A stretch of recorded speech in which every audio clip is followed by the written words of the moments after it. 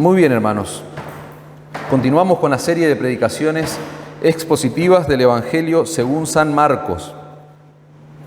Vamos a ubicarnos en el capítulo 2, en el versículo 13 de Marcos. Marcos capítulo 2, versículo 13. En la porción que nos toca leer hoy, nosotros vamos a estudiar una porción de texto que tiene que ver con la exclusividad del Evangelio. Por eso le puse de título a este sermón, a este mensaje, la exclusividad del Evangelio. Ese va a ser el énfasis de la predicación. Vamos a ver que el Evangelio de nuestro Señor Jesucristo, yo sé que ustedes están convencidos de esto, pero una y otra vez debemos predicarnos esto. ¿Y qué es? Que el Evangelio de nuestro Señor Jesucristo es único, es incomparable y es exclusivo. Nosotros vivimos en una época, en un tiempo, donde todo parece ser relativo y donde la exclusividad del Evangelio se va a ver confrontado, se va a ver desafiada la exclusividad, la pureza del Evangelio. Y nosotros debemos estar seguros, debemos saber, estar convencidos de que de ninguna manera alguien pudiera pensar que el glorioso Evangelio de la cruz puede coexistir con algún tipo de religión humana, con algún tipo de invención humana. Eso es lo que vamos a aprender de este pasaje. Y para entender esto de la exclusividad del Evangelio, yo quiero traer a sus mentes un ejemplo y nosotros pudiéramos ilustrar esta verdad que debe conocer todo fiel creyente. Nosotros podemos ilustrar esta verdad pensando en un vaso de agua. Si vos tomás un vaso de agua y le agregás una gota de veneno, es imposible pretender que esa agua sigue siendo segura o sigue estando apta para el consumo humano. Bueno, lo mismo, hermanos, ocurre con el Evangelio de la cruz. De ninguna manera el glorioso Evangelio de nuestro Señor Jesucristo puede estar mezclado con el error y seguir manteniendo su carácter salvador. Yo quisiera, antes de leer el texto, porque me pareció sumamente oportuno, voy a abrir el mensaje con un extracto de un sermón que predicó Spurgeon hace muchísimos años, y voy a cerrar el mensaje con un extracto de su sermón. Yo les voy a leer unas palabras que dijo este conocido predicador, Charles Spurgeon, en el año 1858, el 18 de agosto, para ser más exacto. Hay un sermón que ustedes lo pueden buscar, lo pueden encontrar allí en internet si buscan los sermones de este hombre. Este sermón se titula El camino de la salvación. Y entre tantas cosas que él dice, me fascinó algo que leí que yo quisiera traer a sus mentes. Les leo literalmente. Dice: 1000 errores podrían vivir en paz unos con otros. 1000 errores. Pero la verdad es el martillo que los rompe a todos en pedazos, dice Spurgeon. Un centenar de religiones mentirosas pueden dormir en paz en una cama, pero siempre que el Evangelio va con la verdad, es como una antorcha ardiendo. Todos los dioses de los paganos y todas las demás religiones nacen del infierno. Y por consiguiente, al ser hijos del mismo Padre, todas esas religiones y demás, dice Spurgeon, sería irónico o fuera de lugar que se enemistaran, se reprendieran y se pelearan. O sea, todas esas religiones que tienen su origen en el mismo infierno, es irónico pensar que entre ellas haya conflicto. Al contrario, nosotros vemos por los tiempos en los que estamos viviendo, es que cada vez hay más koinonía, cada vez hay más unión entre las religiones. De hecho, hacia eso va el mundo, digamos. Pero Spurgeon dice, sería irónico pensar que se enemistaran, que se reprendieran y se pelearan. Pero el Evangelio de Cristo es algo de Dios. Su linaje es de lo alto y por lo tanto, una vez que es metido en medio de una generación impía, no tiene paz, ni acuerdos verbales, ni tratados con la falsedad, porque es veraz y no puede darse el lujo de ser sujetado con el error.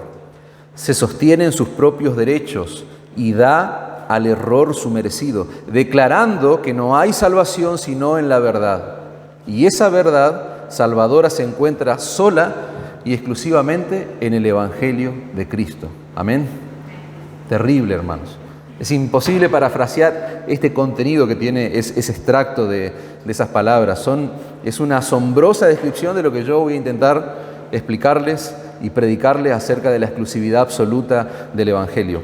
Cada enfrentamiento que nosotros vamos a observar en el relato de los Evangelios, específicamente en el relato de Marco, que es el Evangelio que nosotros estamos estudiando, cada relato que nosotros vamos a encontrar, cada enfrentamiento entre el Señor Jesucristo y los fariseos, siempre en cada enfrentamiento lo que va a estar en juego es la exclusividad del Evangelio. Y nosotros estamos en un texto, en una porción de texto, donde estamos viendo una serie de enfrentamientos. El Señor Jesucristo, durante su ministerio terrenal, siempre estuvo, y ya lo venimos viendo en estos 2 capítulos que venimos estudiando, siempre estuvo en una tensión constante con los líderes religiosos de Israel, los fariseos y los escribas. Hablamos mucho acerca de estos personajes en el último mensaje. Jesús siempre dejó en claro, hermano, que el contenido de su predicación era absolutamente opuesto a lo que ellos representaban, a lo que el sistema religioso de Israel representaba. Ellos enseñaban un camino de salvación a través del esfuerzo, a través de la justicia propia, a través de obras legalistas. Ellos imponían reglas a las personas.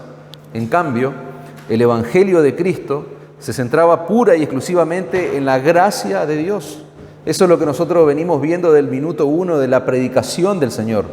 Su predicación se centraba en la gracia de Dios, esa gracia que se le otorga a todos aquellos que creen en Él, aquellos que con humildad suplican por misericordia, se arrepienten de su pecado y depositan su fe en Él. Claramente un mensaje totalmente opuesto a la de estos líderes religiosos. El mensaje de perdón y de arrepentimiento de pecado que proclamaba el Señor Jesucristo fue rechazado por los fariseos. Nosotros lo vimos la semana pasada muy profundamente a eso. Ellos tenían tal arrogancia y esa arrogancia les impedía ver la necesidad de un Salvador, la realidad y la urgencia de su condición delante de Dios. Pero nosotros vimos en el contexto de lo que estamos estudiando que si bien la predicación de Cristo fue rechazada por los fariseos, tuvo mucha aceptación por aquellos que sí se sabían miserables, por aquellos que sí eran conscientes de su condición de pecadores. Por eso es que decíamos el domingo pasado, podríamos denominar al Señor como amigo de pecadores. Él se hizo amigo de pecadores en lugar de formar parte en las filas de los fariseos. Y ese era el escándalo que generaban estos líderes religiosos. La semana pasada nosotros vimos la controversia que significó verlo al Señor Jesucristo sentado en la mesa de publicanos y pecadores. Y lo que ahora nosotros vamos a ver es una controversia que surge en torno al ayuno, donde Jesús va a confrontar ese judaísmo apóstata que estaban promoviendo el sistema religioso, los líderes religiosos de Israel. Vamos a ver la acusación que se le hace al Señor Jesucristo, pero antes me gustaría que podamos leer toda la porción de texto. Como les dije, capítulo 2, versículo 18 en adelante. Vamos a ver que hay una acusación, vamos a ver la respuesta que da el Señor a esa acusación y después claramente vamos a ver unas analogías que hace el Señor para poder explicar más la situación y el contexto que está teniendo esta controversia. Versículo 18 en adelante hasta el versículo 22. Y los discípulos de Juan y los fariseos ayunaban y vinieron y dijeron: ¿por qué los discípulos de Juan y de los fariseos ayunan y tus discípulos no ayunan? Jesús les dijo: ¿acaso pueden los que están de bodas ayunar mientras está con ellos el esposo? Entre tanto que tienen consigo al esposo, no pueden ayunar. Versículo 20. Pero vendrán días cuando el esposo les será quitado y entonces en aquellos días ayunarán. Nadie pone remiendo de paño nuevo en vestido viejo, de otra manera el mismo remiendo nuevo tira de lo viejo y se hace peor la rotura. Y nadie echa vino nuevo en odres viejos, de otra manera el vino nuevo rompe los odres y el vino se derrama y los odres se pierden, pero el vino nuevo en odres nuevo se ha de echar. Hasta ahí la porción de texto, hermano. Fíjense que Marcos está relatando una acusación que se le está haciendo al Señor en este contexto de controversias que nosotros venimos estudiando. El verso 18 dice, los discípulos de Juan, fíjense qué interesante, los discípulos de Juan el Bautista y los discípulos de los fariseos, dice el texto, ayunaban y vinieron, dice, y le dijeron, ¿por qué los discípulos de Juan y de los fariseos ayunan y tus discípulos no ayunan? Claramente el problema se está centrando ahora, se está enfocando sobre la práctica religiosa, podríamos decir, del ayuno. El ayuno es algo que todos lo sabemos, pero siempre viene bien recordar un poco el contexto bíblico de esa práctica. El ayuno básicamente, como dije, es una práctica religiosa que consiste puntualmente en abstenerse de alimentos con un propósito espiritual. Ese es el conocimiento básico que todos tenemos del ayuno. Nosotros sabemos que si el propósito del ayuno no es espiritual, esa abstinencia de alimentos no es otra cosa más que una dieta o una práctica hueca y vacía. En el Antiguo Testamento, nosotros vemos a la luz de la Escritura que Dios le ordena un solo ayuno obligatorio al pueblo de Israel. Lo que le exigía la ley a los judíos es que ellos ayunaran un solo día, el día de la expiación. Eso lo pueden ver allí, no lo vamos a buscar, pero anótenlo si quieren, Levítico capítulo 16. Esa era la orden, esa era la ley, eso era lo que decía la ley. Pero lo que hicieron los judíos era justamente incorporar el hábito de ayunar, muy noble por cierta la intención, de incorporar el hábito de ayunar cuando pasaban por momentos de dificultad. Entonces, en esos momentos ellos se abstenían de alimento y buscaban el rostro de Dios, buscaban a Dios intensamente en oración. Y en otras ocasiones donde también vemos la práctica del ayuno en el pueblo judío era cuando había un arrepentimiento real, un arrepentimiento genuino, cuando había dolor por el pecado, era una forma de humillación. Ellos se abstenían de alimento y se dedicaban exclusivamente a orar y a estar allí en la presencia de Dios. Pero ¿qué pasó? Como toda práctica religiosa que con el tiempo se puede pervertir, con el paso del tiempo muchos judíos comenzaron a ver el ayuno como una forma de convencer tal vez a Dios de algo. Y eso no debe sorprendernos porque aún hoy entre los mismos evangélicos ocurre eso. Ven el ayuno como una forma de torcerle el brazo a Dios, es como una forma de ganar la misericordia de Dios, el favor de Dios. Sería como decirle, Señor, yo estoy sufriendo, yo estoy absteniéndome de alimentos y yo te pido que hagas tal cosa o hagas algo. Es más, te sorprendería a veces escuchar testimonio de gente que ayuna en algunos contextos evangélicos cuáles son las razones por las que ayunan. Claramente ven el ayuno como una forma allí de torcer la mano de Dios, el favor de Dios, podríamos decir. Como una forma de ablandarle el corazón también, puede ser. ¿Qué pasa? Va pasando la historia en el pueblo de Israel y surge precisamente la secta de los fariseos, o surge este movimiento que termina transformándose en una secta, que inicialmente los fariseos surgen en ese periodo de silencio que hay desde Malaquías hasta la proclamación de Juan el Bautista. En ese periodo de silencio surge este movimiento.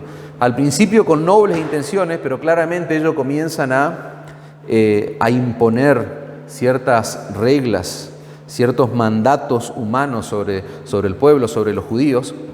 ¿Y qué es lo que hacen con el ayuno los fariseos? Lo imponen y de repente ahora los judíos tienen que ayunar 2 veces a la semana, específicamente los lunes y los jueves. Y esa era una forma de mostrarle a los demás la espiritualidad de ellos. Los fariseos tomaban el ayuno como una forma de publicar su piedad al mundo. Ustedes recuerdan la escena de Lucas 18, ¿se acuerdan? Cuando vemos ahí al fariseo y al publicano orando y vemos el fariseo haciendo un despliegue de su piedad diciendo, ¿cuántas veces ayunaba? Ayuno 2 veces a la semana, dice el texto. Cuando los fariseos ayunaban, todo el mundo tenía que estar enterado de que ellos estaban ayunando. Por eso es que el Señor le dice a sus discípulos en Mateo capítulo 6, versículo 16, Él les va a decir, cuando ayunéis, no sean austeros, dice, como los hipócritas, porque ellos demudan, ellos muestran, podríamos decir, sus rostros para mostrar a los hombres que ayunan. De cierto os digo que ya tienen su recompensa, dice el Señor. Claramente contundente el Señor, las palabras de nuestro Señor. Los fariseos no se lavaban la cara cuando estaban ayunando. Esa era la idea. Ellos andaban con la cara decaída, con su rostro decaído, mostrando evidencia de que realmente estaban pasando hambre. Ellos estaban hambrientos. Por eso el Señor le dice, ellos ya tienen su recompensa. O sea, ellos están buscando publicidad, están haciendo publicidad con el ayuno y esa es la única recompensa que ellos van a recibir.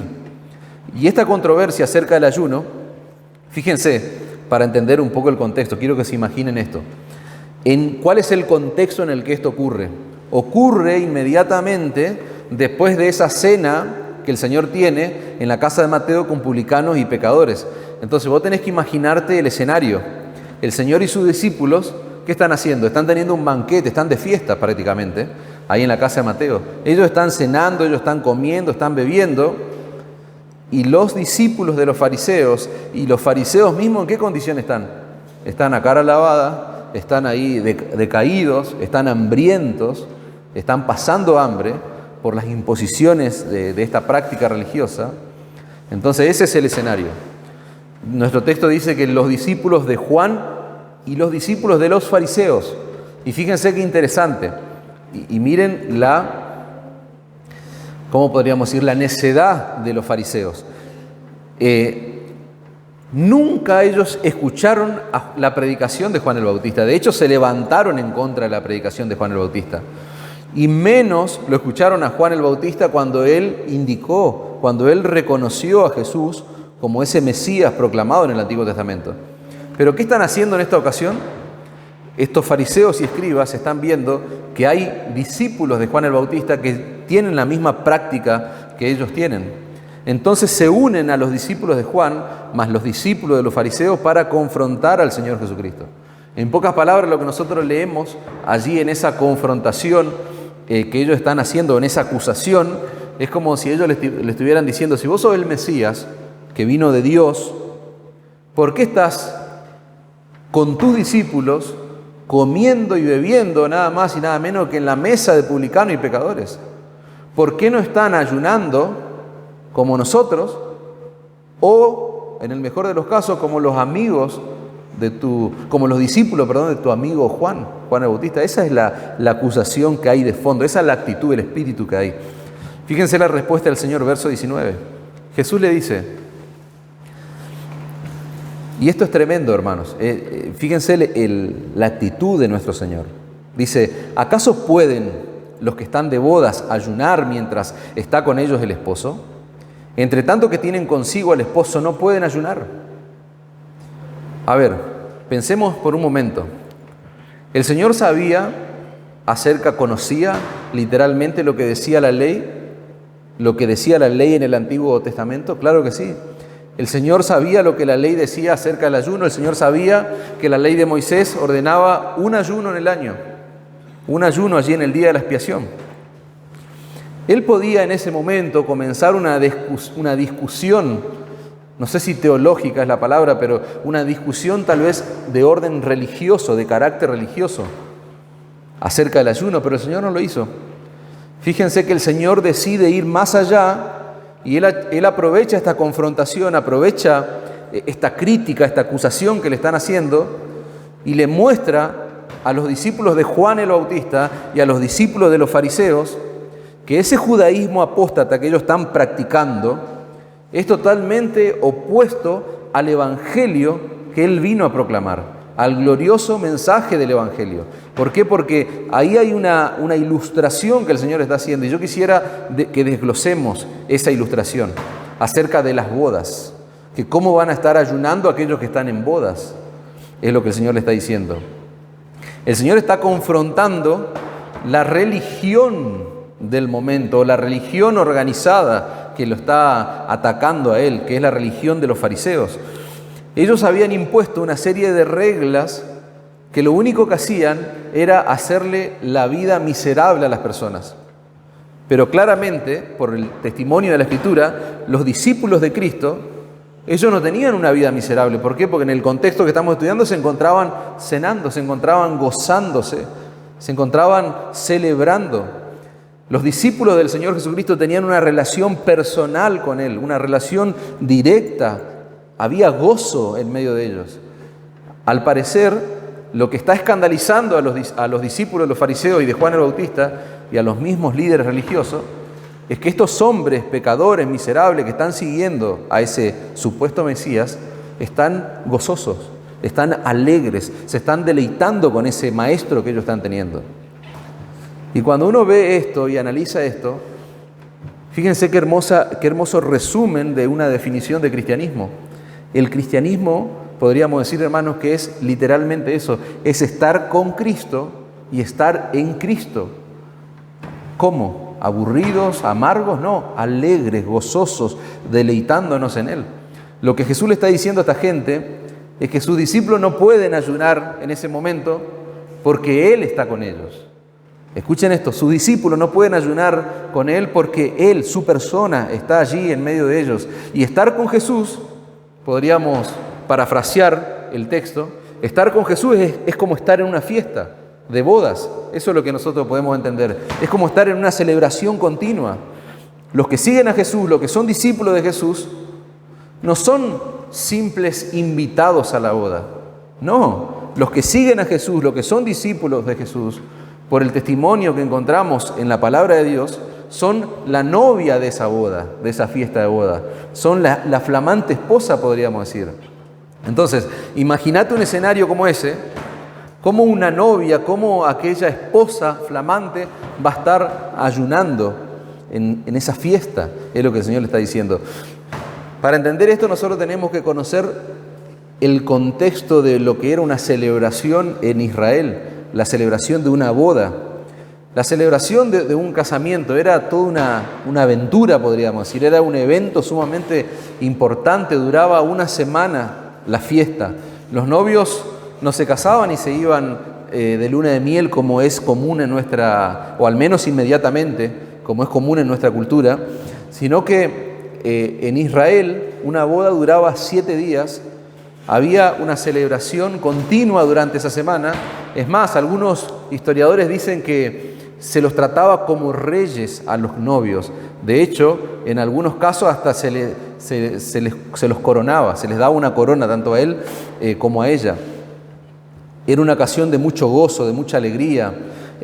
Y obviamente, de hecho, las enseñanzas rabínicas que hay testimonio acerca de esta práctica, los mismos rabinos del pueblo de Israel enseñaban que en esos días festivos, o sea, uno podía no practicar el ayuno, o uno debía no practicar el ayuno. Pero fíjense, los fariseos impusieron más cargas y cargas. Entonces, ¿cuál es el escenario que el Señor está planteando? Es imposible que aquellos que están en una fiesta de boda estén ayunando. Todo el mundo de fiesta y en un rincón recluido va a estar una persona allí ayunando, absteniéndose de comida, etc. Entonces, esa es la ilustración que usa el Señor para mostrarle a estos fariseos, a estos discípulos, el gozo que había en sus discípulos. ¿Por qué? Porque Él estaba con ellos. Su presencia en medio de ellos era motivo de gozo. Y acá quisiera bajar una aplicación, hermanos. Una aplicación para bajar el texto. Tener una relación con Cristo, literalmente, hermanos, tiene que ser un motivo de gozo, de alegría para nosotros. Al menos la Escritura, nosotros estamos viendo, lo presenta de esa forma. El hecho de tener una relación con Cristo es como estar en una boda, es como estar en una fiesta de manera continua. Ser cristiano no tiene que ver con una vida amarga, una vida aburrida. Fíjense en Juan capítulo 10, versículo 10, el Señor va a decir: yo he venido para que tengan vida, y tengan vida en abundancia. Dice otro texto, para que tengan una vida plena. El Salmo 100 me gustaría que leamos. Salmos 100, versículo 1 en adelante. Por favor, búsquenlo.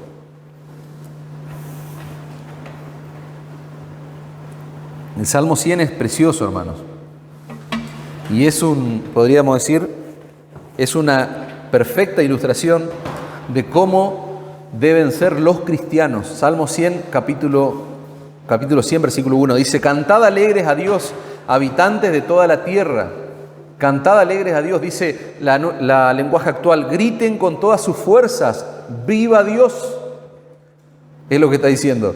Me encanta esa traducción. Dice, deben gritar con todas sus fuerzas, ¡viva Dios! Servid a Jehová con alegría, dice el verso 2. Venid ante su presencia con regocijo. La lenguaje actual dice, adórenlo con alegría. Vengan a su templo lanzando gritos de felicidad.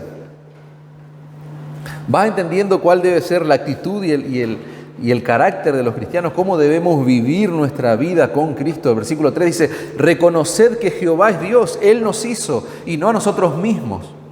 Pueblo suyo somos y ovejas de su prado. Entrad por sus puertas con acción de gracia, por sus atrios con alabanza. Alabadle, bendecir su nombre.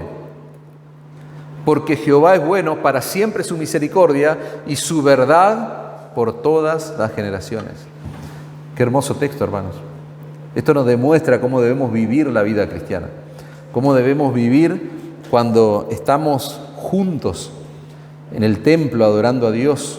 Nosotros debemos vivir y adorar a Dios con reverencia, no hay discusión en eso. De hecho, estamos estudiando los miércoles cómo debe ser nuestra adoración. Pero eso no significa, hermano, nuestra reverencia, nuestro temor santo a Dios, no significa que nosotros tenemos que comportarnos como si estuviéramos en un funeral, como si estuviéramos, no, porque no tenemos razones para estar tristes y amargados o para vivir la vida como vivían los fariseos.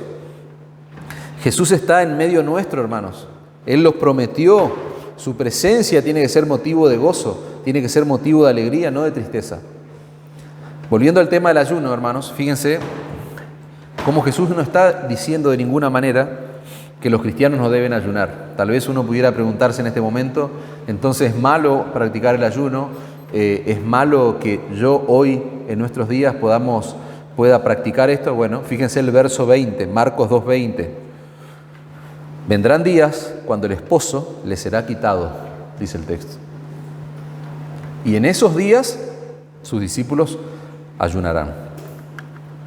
La escena que Jesús está usando es sumamente interesante, hermanos, porque por un momento Él habla de una boda y Él dice que como los que están en una boda van a ayunar, pero ahora habla de una boda. Al parecer en esa fiesta sucede algo, o en esa boda que Él está ilustrando sucede algo sumamente interesante, porque Él habla de una fiesta de bodas donde de repente, dice, el novio es quitado. Y esa palabra, que se traduce en nuestra Reina Valera 60 como quitado, significa o tiene implicaciones sumamente amplias. ¿Por qué? Porque nos está dando la idea de que el novio es arrebatado violentamente. Esa palabra quitado habla de un arrebato violento. Y hermanos, esta alusión, esta analogía que se está usando acá en el verso 20 del capítulo 2, es la primera alusión que nuestro Señor Jesucristo hace en el Evangelio de Marcos acerca de su propia muerte. Esta alusión de que el novio es quitado es una referencia directa a la muerte de Cristo. Jesús sabía desde el principio que el propósito de su venida a este mundo era morir en la cruz como sustitutos por nosotros, por aquellos pecadores que Él vino a salvar. Él más adelante, en el capítulo 8 de Marcos, Él va a decir lo siguiente, y va a ser más claro todavía. Y comenzó a enseñarles, capítulo 8, versículo 31, que le era necesario al Hijo del Hombre padecer mucho. Ahora está siendo más específico. Y ser desechado por los ancianos y por los principales sacerdotes y por los escribas, y ser muerto y resucitar después de 3 días. Y más adelante todavía, avanzando más en el Evangelio según San Marcos, nosotros vamos a encontrar allí, ¿se acuerdan? Desde el principio dijimos, el capítulo 10, versículo 45 es el punto de inflexión del Evangelio que estamos estudiando. Y en ese versículo, en el versículo 45 del capítulo 10, Marcos va a mostrar el propósito de la muerte de Cristo. ¿Y cuál es ese propósito? Él no vino para ser servido, sino para servir, dice el texto, y para dar su vida en rescate por muchos. Y esa palabra, esa preposición por que aparece allí, su vida en rescate por muchos, significa el lugar de. Él vino a dar su vida en lugar de muchos pecadores que Él vino a salvar. Cristo vino a pagar, hermanos, nuestro rescate. Cristo vino a comprarnos, a rescatarnos, decimos siempre, de la esclavitud del pecado. ¿Y qué somos? Decíamos la semana pasada. Somos posesión suya. Cristo tuvo que morir para que nosotros pudiéramos vivir. Eso es lo que proclama nuestro glorioso Evangelio. Él tuvo que ser abandonado por el Padre en la cruz del Calvario. ¿Para qué? Para que vos y yo podamos ser adoptados como hijos. Y aunque el Señor Jesucristo resucitó de los muertos, hermanos, y prometió estar con nosotros todos los días hasta el fin del mundo, como dice allí la Escritura, esa separación física iba a tener consecuencias. Esa separación física, cuando el Señor sea allí crucificado, sea sepultado y ascienda a los cielos, esa separación física iba a traer como consecuencia una nueva etapa en la relación con sus discípulos, donde la práctica del ayuno sería necesaria en ocasiones. Por eso la pregunta es, ¿un creyente puede ayunar? Claro que sí. Hay ocasiones en las que un creyente, un discípulo de Cristo puede ayunar. Eso es lo que el Señor claramente le está diciendo a estos fariseos. Pronto vendrá el tiempo donde el novio va a ser arrebatado, va a ser quitado, y ahí van a ayunar. Pero nunca como una práctica legalista, sino como una realidad, y esto anótenlo en sus mentes, grábenlo, sino como una realidad del corazón, de lo que ocurre en el corazón del discípulo de Cristo. Nunca el ayuno es una práctica legalista en la vida de un creyente. Por eso en el texto que leímos antes de Mateo, el Señor le dice, cuando ayunen, fíjense, el Señor no está aboliendo el ayuno, al contrario, dice, cuando ayunen no sean como los hipócritas. Ellos demudan sus rostros para mostrar a los hombres que ayunan. De cierto os digo que ya tienen su recompensa, pero tú, dice, cuando ayunes, fíjense que el Señor da por sentado que sus discípulos van a ayunar. Cuando ayunes, dice, unge tu cabeza, lava tu rostro para no mostrar a los hombres que ayunas, sino a tu Padre que está en secreto, sino a tu Padre que está en secreto, y tu Padre que ve en lo secreto te recompensará en público. El Señor está diciendo que el ayuno no es una práctica religiosa para darle pena a Dios, y menos para mostrar piedad o espiritualidad como hacían los fariseos hipócritas. Un autor acerca de este pasaje dice, Jesús no se opone al ayuno en sí mismo, sino al hecho de ayunar conforme a una regla, como una imposición moral y legalista que no tiene nada que ver con la realidad de lo que ocurre en el corazón. En el corazón de estos hombres no había ocurrido nada, absolutamente nada, pero ellos estaban llevando adelante una práctica religiosa como el ayuno. Y esa es la diferencia, hermanos, entre lo que es la religiosidad o la religión vacía y hueca y el Evangelio. Por eso decíamos la exclusividad del Evangelio. Nunca el Evangelio puede coexistir con una religión vacía y hueca. La religión trata con lo externo, pero el Evangelio trata con el corazón del hombre. Lo importante para el hombre religioso es llevar a cabo una serie de deberes, una serie de reglas impuestas por su propia religión, pero el problema del hombre no radica en lo que hace o en lo que deja de hacer, o en las prácticas religiosas que él pueda llegar a hacer o no. El problema del hombre está, y nosotros lo sabemos, en la realidad de su corazón, hermanos. Un corazón que ha sido dañado por el pecado delante de Dios. Ese es el verdadero y el más urgente problema que debe resolver el hombre. Ese problema no se resuelve sometiéndonos a reglas humanas, no se resuelve sometiéndonos a reglas religiosas, como pasaba con los fariseos. Si tu corazón no es transformado por el poder de Dios, no importa lo que vos hagas o lo que vos dejes de hacer en términos de prácticas religiosas. Y quiero hacer una aplicación de esto, hermanos. Nosotros estamos gozosos, decíamos al principio, de estar juntos. El creyente está continuamente pensando en ese día que se va a reunir con sus hermanos. Nuestra vida semanal se reduce a estar deseando el domingo, estar juntos. Y lo que nosotros representamos básicamente no es una especie de club religioso, donde hay ciertas reglas para pertenecer, para incorporarme, etc. La iglesia de Cristo, hermano, en su esencia, esta iglesia local de creyente, no es una religión más, no es un lugar religioso del montón que hoy hay en la oferta religiosa de nuestra ciudad. La iglesia de Cristo es un lugar de gente que estaba muerta en sus delitos y pecados, pero que ahora está viva por la gracia de Dios y para la gloria de Dios. Eso es la iglesia de Cristo, eso es lo que es una iglesia local. Gente que estaba muerta, pero que ahora vive por la gracia de Dios y para la gloria de Dios. Ser un genuino creyente es mucho más que ir a una iglesia. Ser un genuino creyente es mucho más que ser bautizado. Es mucho más que pertenecer a la membresía de una iglesia local. Ser un verdadero creyente implica literalmente, lisa y llanamente, una transformación del corazón del hombre, de esa persona, una transformación del corazón de esa persona. Y esa es la enseñanza, hermano, que Jesús da en Marcos 7, cuando surge otra controversia más con los fariseos, una de las tantas que yo les decía. Fíjense cómo otra vez vemos la exclusividad del Evangelio bajo ataque. Fíjense cuál es el contexto ahora en Marcos 7. Se juntaron a Jesús los fariseos y algunos de los escribas que habían venido de Jerusalén, los cuales, viendo a algunos de los discípulos de Jesús, fíjense el punto, ¿no?, comer pan con manos inmundas, esto es, no lavadas, los condenaban. Porque los fariseos y todos los judíos, aferrándose a la tradición de los ancianos, si muchas veces no se lavaban las manos, no comen. Y volviendo a la plaza, si no se lavan, no comen.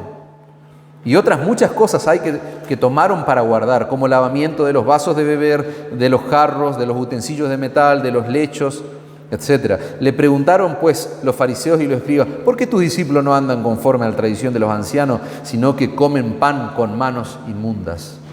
Otra práctica religiosa. Claramente, hermano, el problema del hombre no se resuelve llevando adelante prácticas.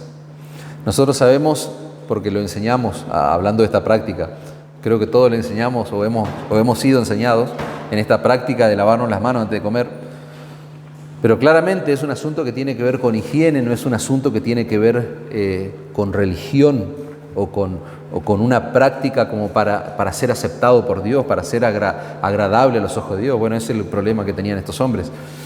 Fíjense la respuesta que le da el Señor, versículo 6. Estamos leyendo Marcos 7, versículo 6. Respondiendo él, les dijo: hipócritas, bien profetizó de vosotros Isaías, como está escrito. Fíjate, este pueblo de labio me honra, mas su corazón está lejos de mí. Entonces, ¿te das cuenta cuál es el verdadero problema del hombre? ¿Dónde radica el problema serio y urgente?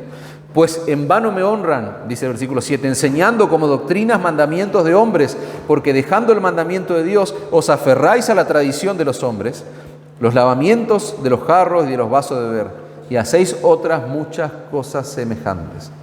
Muchas cosas. Y esa palabra muchas cosas está hablando de todas las imposiciones que ellos ponían sobre el pueblo. Entonces, claramente el problema está en el corazón. En el verso 14, más adelante, allí en nuestro capítulo 7, dice: y llamando así a toda la multitud, les dijo: oídme y entended, no hay fuera del hombre, nada hay fuera del hombre que entre en él, que le pueda contaminar, pero lo que sale del hombre, eso es lo que contamina al hombre. Versículo 21 del mismo capítulo: porque de dentro del corazón de los hombres, por si les queda duda, hermanos, dentro del corazón de los hombres salen los malos pensamientos, los adulterios, las fornicaciones, los homicidios, los hurtos, las avaricias, el engaño, la lascivia, la envidia, la maledicencia, la soberbia, la insensatez. Todas estas maldades de dentro salen y contaminan al hombre. Entonces, ¿se dan cuenta? Como el problema del hombre está en su corazón, el corazón del hombre claramente necesita ser transformado. Y eso es lo que hace ¿quién? Es lo que hace Cristo por medio del Evangelio. Eso es lo que hace el Señor Jesucristo por medio del Evangelio. Dice un autor lo siguiente: convertirse en cristiano no consiste en cambiar un conjunto de reglas por otras. Convertirse en cristiano no consiste en cambiar un conjunto de ceremonias por otras ceremonias. Eso es como querer curar el cáncer cambiando la ropa del paciente. Fíjense, ese es el peligro de la religión. Ese es el peligro de la religiosidad, hermano. La solución de nuestro problema delante de Dios comienza reconociendo, hermanos, que el cambio que necesitamos está completamente fuera de tu alcance. Está completamente fuera de nuestro alcance. Nosotros nunca podríamos pagar la deuda que nosotros tenemos con la justicia de Dios, hermanos. Nunca. Nunca podríamos cambiar nosotros nuestro propio corazón. Nunca, eso es imposible, no podemos. Esa es la realidad del hombre en su estado natural. Somos orgullosos por naturaleza, somos rebeldes, somos idólatras. Nunca en nuestro estado natural aceptaríamos el señorío de Cristo en nuestras vidas, a menos que antes ocurra un cambio rotundo en lo más profundo de nuestro ser. En lo más profundo de nuestro ser, hermanos. Un cambio tan profundo que la Biblia lo compara con un nuevo nacimiento. De eso es lo que está hablando el Señor. Un cambio tan profundo en tu ser que es igual a nacer de nuevo. El hombre en su estado natural necesita nacer de nuevo. Eso es lo que el Señor le va a enseñar a este fariseo, a este maestro también que se le acerca.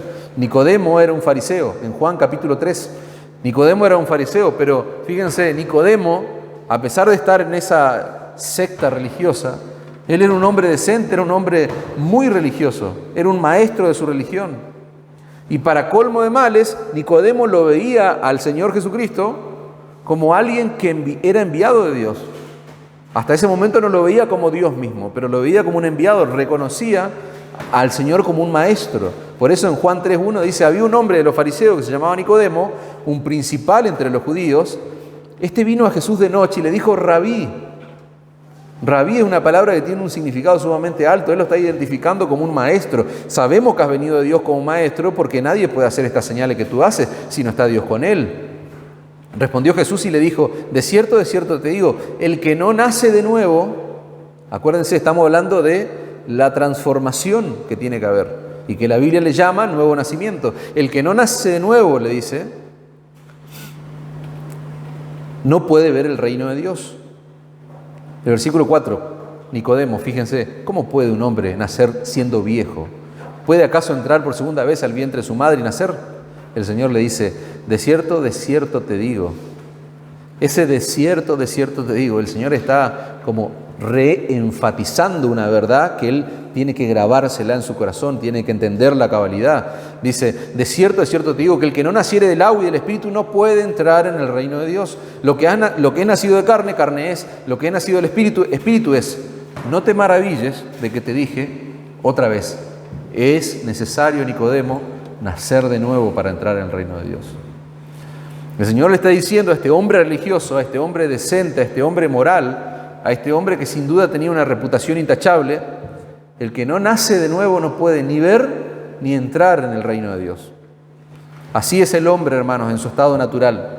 Tiene que nacer de nuevo, porque su estado natural, dijimos, está dañado por el pecado. Romanos capítulo 3, versículo 10, no hay justo ni aún uno. No hay quien entienda, no hay quien mire a Dios. Esa es la condición del hombre. ¿Y qué es lo que hace el Señor? Él nos da un nuevo nacimiento. ¿A quiénes? A todos aquellos que se arrepienten y ponen su fe en la obra de la cruz. 2 Corintios 5:14, porque el amor de Cristo nos constriñe, pensando esto, que si uno murió por todos, dice, luego todos murieron, y por todos murió para que los que vivan ya no vivan para sí, sino ¿para quién? Para aquel que murió y resucitó por ello. Verso 17, de modo que, terrible este texto, lo conocemos de memoria. De modo que, si alguno está en Cristo, ¿qué es? Nueva criatura. Es una nueva criatura. Las cosas viejas pasaron, ahora son todas hechas nuevas. Si alguno está en Cristo, es una nueva criatura, tiene un nuevo corazón, tiene una nueva vida. Lo viejo ya caducó, ya venció, ya pasó. ¿Se dan cuenta? Ser cristianos, ser verdaderos cristianos, es ser realmente nacidos de nuevo.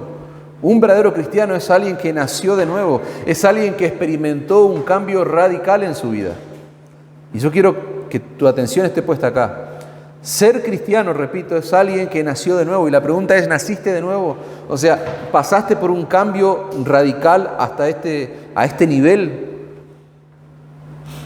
Fíjense que en esta charla que Jesús está teniendo con los discípulos de Juan y los discípulos de los fariseos acerca del ayuno, Él va a aprovechar la ocasión y fíjense que va a dar dos analogías para aclararle lo que Él vino a hacer a este mundo. Él va a seguir usando esa confrontación para seguir allí aclarándoles. Él les va a enseñar ahora, a través de 2 parábolas, que Él no vino a reformar el sistema religioso de los fariseos. Él no vino a traer una mejora al sistema religioso, a ese judaísmo nefasto, podríamos decir. No, y a ningún tipo de religión, ni del momento ni de ahora.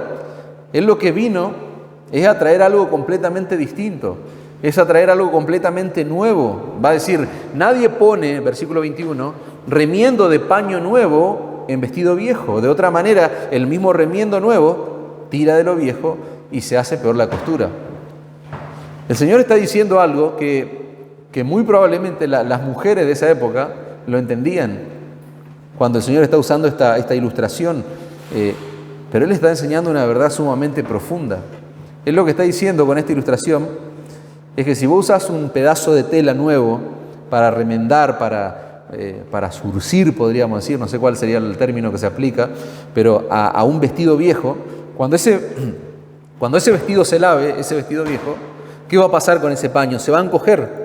Cuando lo laves, lo pongas al sol, etcétera, se va a encoger. Y ahí se va a marcar más la rotura, el daño que tiene ese vestido. El Señor con esta parábola le está mostrando que lo mismo ocurre con una persona que trata de completar o remendar su vida religiosa añadiendo a Jesús. Escuchen esto, lo mismo que pasa con un vestido viejo que lo remendás con algo nuevo y después esa rotura se hace más evidente, lo mismo pasa cuando alguien quiere añadir a Jesús a su sistema religioso. Jesús no es un parche, dice un autor, que sirva para completar la vida religiosa de alguien. Y si aplicamos esto vas a entenderlo mejor. A muchas personas les gusta escuchar de Jesús, a muchas personas les gusta que le hablen de Jesús. Pero ellos quieren seguir en el sistema religioso que ellos mismos inventaron, en algunos casos, o que ellos mismos establecieron. O sea, lo que ellos quieren hacer en cierta manera es como añadir a Jesús a su vida religiosa, como si el Señor fuera un paño algo nuevo que vos ponés en un vestido viejo. Y yo quisiera leerles la definición de religión para ir comprendiendo más conceptualmente algunas cosas. ¿Qué es una religión? Es un conjunto de creencias o dogmas acerca de Dios, acerca de la divinidad, de sentimientos, de veneración y de temor hacia esa divinidad, hacia ese Dios, de normas morales para la conducta individual y social, de prácticas rituales, principalmente la oración y el sacrificio, para darle culto a ese Dios. Eso es una definición que vos podés encontrar de religión. Ahora, en el mundo hay miles de religiones que encajan con esa definición, aún la religión de los evangélicos o de los mal llamados evangelistas en algunos contextos. Aún la religión de los evangélicos encaja dentro de esa definición que yo te acabo de leer. Pero no sirve agregar a Jesús, hermano, cualquiera sea la religión, cualquiera sea, aún la evangélica, no sirve agregar a Jesús, no funciona así. No sirve remendar mi vida religiosa con Jesús. Él no vino a remendar algo que ya existe ya. Él no vino a mejorar algo que ya existe. No, Él vino a reemplazar lo viejo por algo completamente nuevo. Esa es la predicación del Evangelio. Él vino a reemplazar lo viejo por algo completamente nuevo. Y mal que les pese a los fariseos de nuestro texto, ese reemplazo de lo viejo por lo nuevo incluye todos los aspectos ceremoniales de la ley de Moisés que Dios mandó. Ellos están siendo, no sé si víctimas, porque en realidad víctimas no son, pero ellos están siendo esclavos, llamémosle, de toda una serie de rituales y leyes ceremoniales. Pero el Señor Jesucristo vino a reemplazar, a cambiar eso completamente. El Mesías, decía Juan el Bautista, la predicación de Juan el Bautista, ya había llegado. Lo leímos en el capítulo 1, el Mesías ya está con nosotros, está en medio nuestro. Por lo tanto, todos esos ritos, todas esas ceremonias, había llegado el punto final, habían terminado, debían terminar. Porque nosotros vamos a escuchar al apóstol Pablo y vamos a ver que él va a decir, todos esos ritos y ceremonias eran una sombra de Cristo. O sea, apuntaban a Cristo, al Mesías. Colosenses 2:16, por tanto nadie os juzgue en comida o en bebida, o en cuanto a días de fiesta, luna nueva o día de reposo, todo lo cual es sombra de lo que ha de venir. Eso es lo que está diciendo Pablo a los colosenses, sombra de lo que ha de venir, pero el cuerpo es de Cristo, dice Pablo. El cuerpo de Cristo ya había venido, estaba allí en medio de esa gente. Ya no se necesitaban más sombras. Es lo que está diciendo, lo que estaría diciendo el Señor con ese vestido viejo, allí siendo remendado con un pedazo de tela nuevo. Dice un autor, Jesús no vino a remendar lo viejo, Jesús vino a introducir lo nuevo, a reemplazar lo viejo por lo nuevo. Jesús no puede ser un parche en ninguna vida, hermanos. Escuchen esto, Jesús no puede ser un parche en ninguna religión ni en ninguna vida.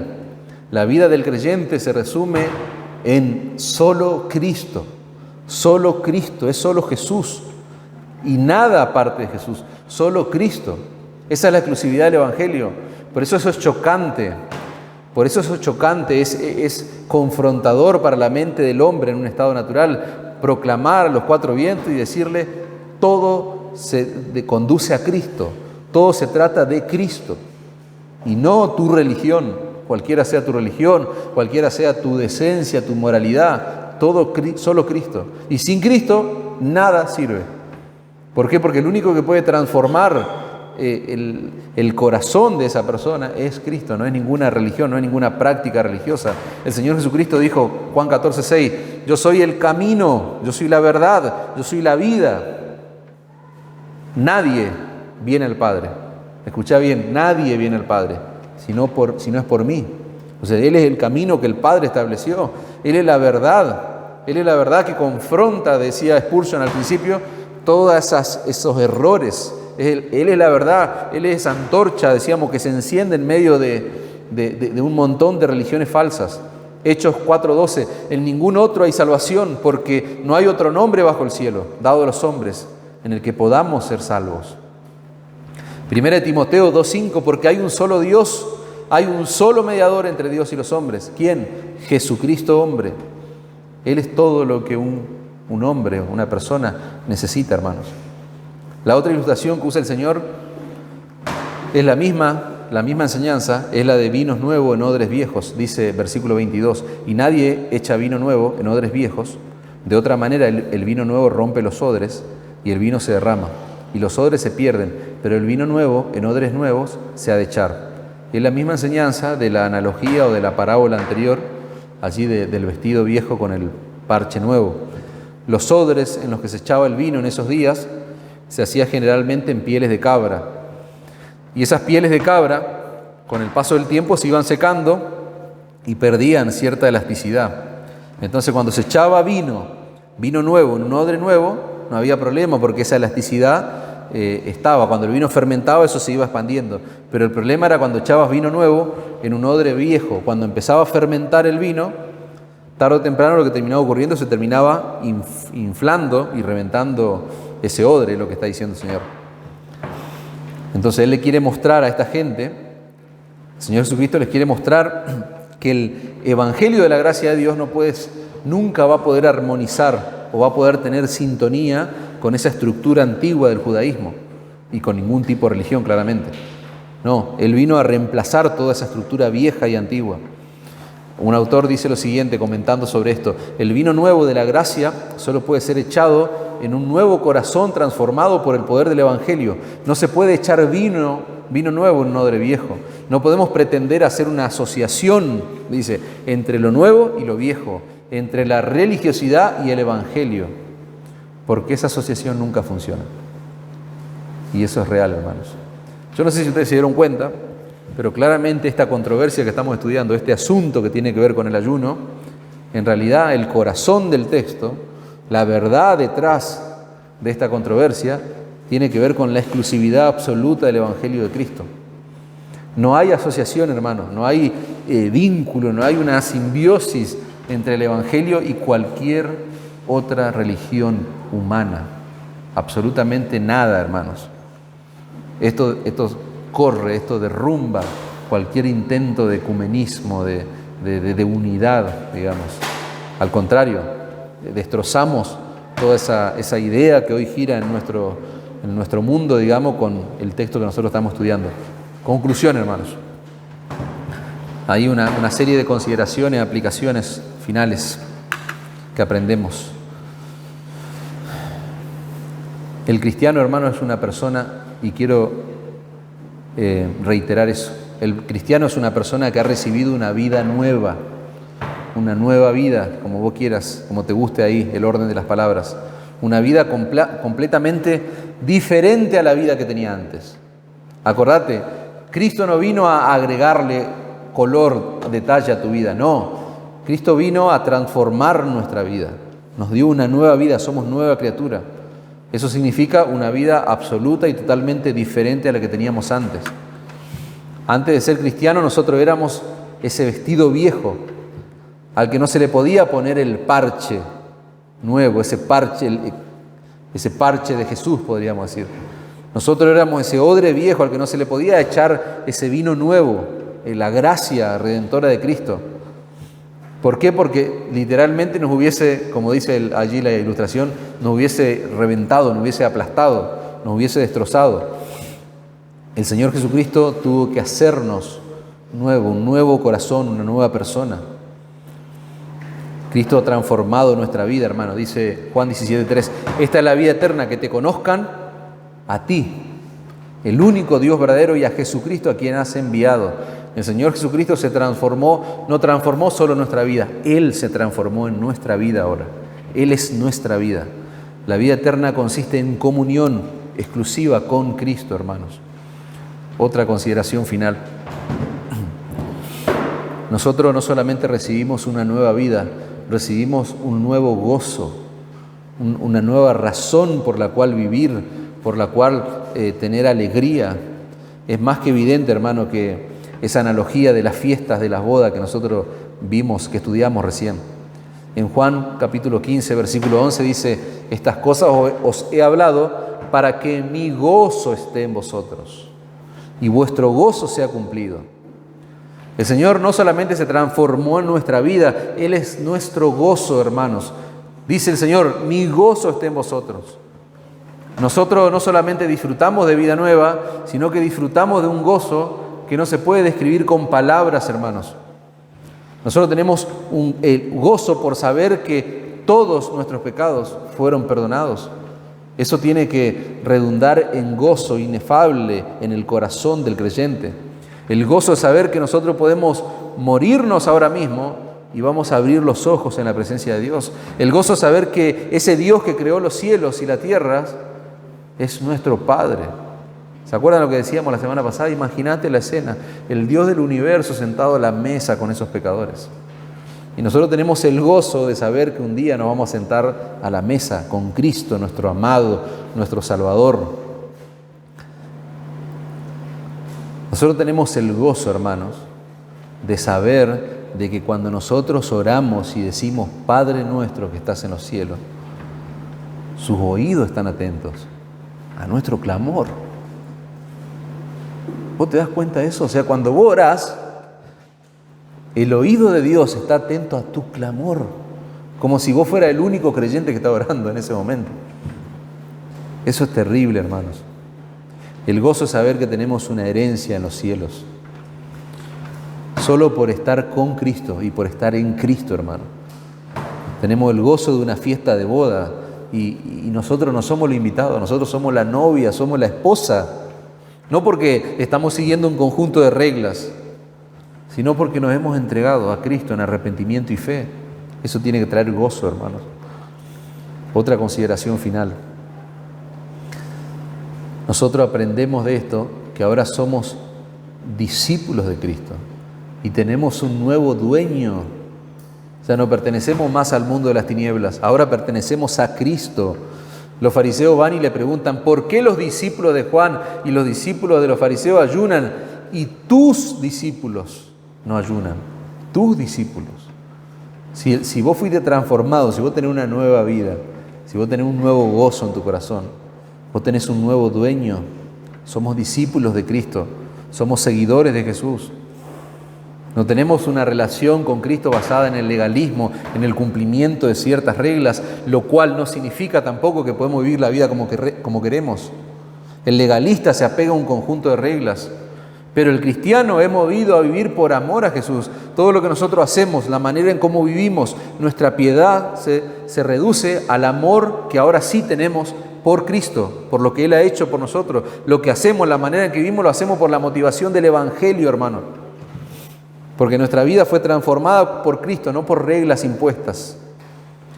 Los fariseos ayunaban y los cristianos ayunan. Pero son dos ayunos diferentes, porque los fariseos lo hacen como un deber impuesto de su religión. En cambio, los cristianos lo hacemos porque tenemos una relación personal con Cristo. El corazón nuestro ha sido transformado, hermanos. Y para cerrar ya esta conclusión, lo que nosotros aprendimos hoy es la exclusividad, y quiero enfatizar sus mentes, quiero llenar su cabeza con esto, la exclusividad total y absoluta del Evangelio de la cruz. Repito, la exclusividad total y absoluta, hermano. La centralidad del Evangelio no sos vos.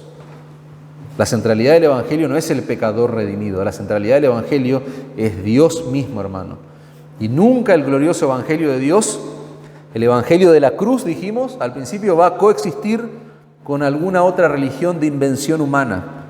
¿Por qué? Porque el Evangelio no es una religión, hermano. Nunca pienses eso. Nunca vivas el Evangelio como tal, como una religión. Al contrario, el Evangelio es lo que a muchos nos salvó de la religión organizada, de la religión humana. Y gloria a Dios por eso. Y yo quiero cerrar este sermón trayendo a nuestra mente lo que les dije al principio, las palabras de Spurgeon que leímos, simplemente un fragmento. Quiero cerrar con esto, hermanos. El Evangelio de Cristo es algo de Dios. Podríamos agregar a eso, la centralidad del Evangelio es Dios mismo. Y dice Spurgeon, su linaje es de lo alto, y por lo tanto, una vez que es metido en medio de una generación impía, no tiene paz, ni acuerdos verbales, ni tratados con la falsedad, porque es veraz y no puede darse el lujo de ser sujetado con el error. ¿Cómo se sostiene el Evangelio, hermanos? Se sostiene en sus propios derechos, da al error su merecido, declarando que no hay salvación sino en la verdad. Y esa verdad salvadora se encuentra ¿dónde? Pura, sola y exclusivamente en el Evangelio de la cruz de Cristo. Amén.